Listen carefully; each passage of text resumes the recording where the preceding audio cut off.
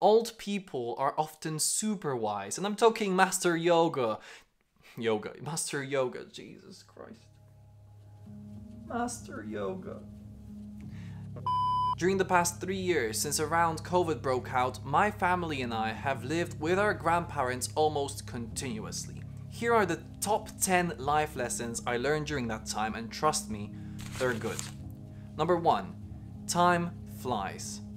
I was born to 4 loving grandparents. My grandma has taught me how to read and write at a very early age, and I spent many a summer at my grandparents' lake house. And now, they're both gone. I'm only left with 2 very old grandparents who are not getting any younger anytime soon. And the point here is, I realized that my parents, who I owe even more to, are not going to be around forever as well. So the lesson here is to enjoy life while it lasts, because we have no idea how much longer we'll get to spend here on Earth with the people that we love. Life is a wonderful adventure, so make sure to spend time with those who make it so. Call your mum, for God's sake. Number 2, health is super freaking important. Seeing my grandparents in agony, in excruciating pain, with conditions I didn't even know existed, that's exactly what motivates me the most to start taking great care of my body and of my dieting habits. Listen, we will all eventually grow old and fall apart. It's sad, but it's true. But for now, I want to keep living a healthy lifestyle for as long as possible, because I want to be able to do the things that I love doing for as long as possible. This is what motivates me to take great care of my health. Life without health is nothing. It's nothing. So it's by far the most important thing you need to take care of right now. Number 3, you will end up alone. I know this sounds gloomy, but hear me out. My grandpa is a widower, my grandma is a widow, and this New Year's Eve, they spent it completely alone. I went to a party, my brother threw a party, my parents went to a party, and they just sat here alone with no one around them. I don't know why, but this kind of made me emotional, and I went to my grandma before my New Year's party. I am not the New Year, New Me kind of guy. I don't think that night is something special, but either way, the knowledge that after having worked so hard their entire lives, after building a family, after going through the war even, they still ended up alone, that's to me just heartbreaking. But what mends my heart is that you might end up alone, but you don't have to be lonely. And that brings me to the next lesson. Family is the most important thing. Still, most days our grandparents have us, their family, and honestly, I cannot imagine if they were to go through what they're going through alone. I just can't. Seeing what my grandparents are going through right now, I don't think it's humanely even feasible to do that alone, to go through retirement lonely. Being old is insanely difficult, and family is crucial. Life-definingly crucial.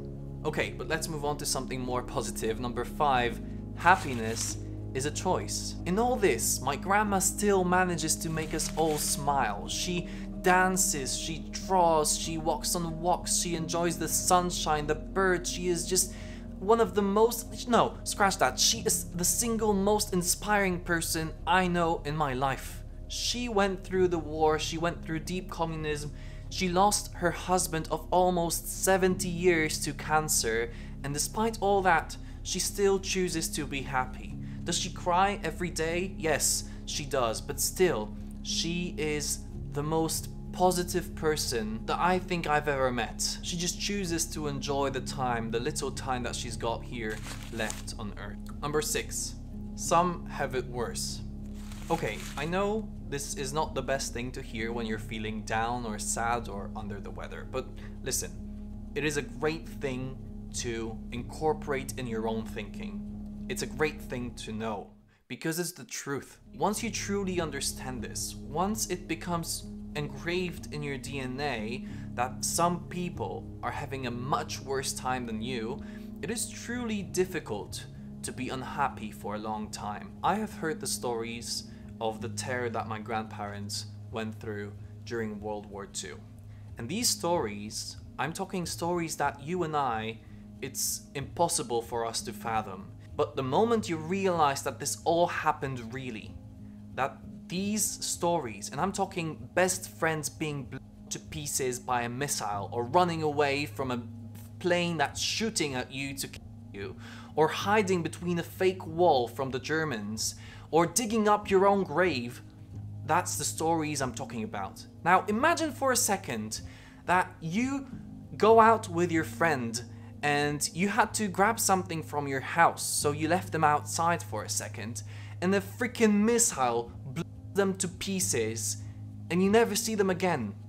That's the reality my grandparents lived in. And once you realize how grateful we are to just live in a peaceful country, this is the moment you truly become grateful for every single moment of your life. Number 7, listen, even if it's gibberish.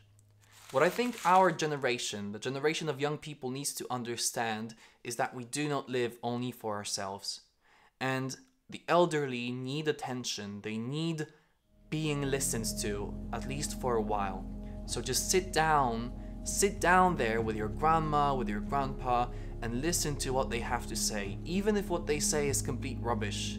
They feel out of place already, they're so old, most of them, they don't know how to use a smartphone, they don't know how it works, they don't know what the internet is, they feel lonely. Yes, they are boomers and what they say might not be exactly something that vibes with you, but you can still make their day, or year even, by only sitting with them for a while and listening to what they have to say. And sometimes their stories are absolutely incredible. Number 8. Sometimes you know better. Now, the fact that I'm asking you to listen to the elderly doesn't mean that everything that they say makes sense. It doesn't mean that everything that they say you should apply to your own life. Some things are just not accurate anymore. They might be living in a different reality, in their own imagination, unadjusted to the modern days. So don't be afraid to follow your own instincts and reject some of the advice that you might get. Try and be objective in assessing that, because you might be missing out on nuggets of wisdom. I would not be where I am now, and I would probably not be as happy as I am if I'd always listened to the advice I received from those who were longer on this earth than myself. Number 9, old people are wise. But I also wouldn't be here if I completely ignored everything they said and rejected each piece of advice they gave me. The elderly are often super wise, and I'm talking like Master Yoda type of wise. They might not know the best career path for you, or whether or not you should be making money online or going to college. That's something that you must decide on your own. But in terms of relationships, in terms of just living a meaningful life, in terms of some of the general values that you should apply to your own, they are incredibly knowledgeable. Number 10, don't take it personally. I read a study that people do not want to go back home for Christmas anymore because they're afraid of being asked questions like, when will you have a girlfriend?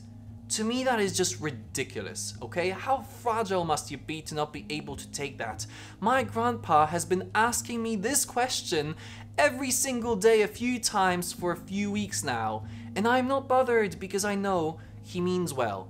He's also asking me when will I join the military and become a general, or tells me that I should stay in college for as long as possible. Take it with a grain of salt. They're just people, often lonely, sometimes sad, so don't take what they say personally. They really, really love you, so just love them back. These were the 10 most important life lessons I learned from living with my grandparents. I hoped it helped. See you in the next one. Bye bye.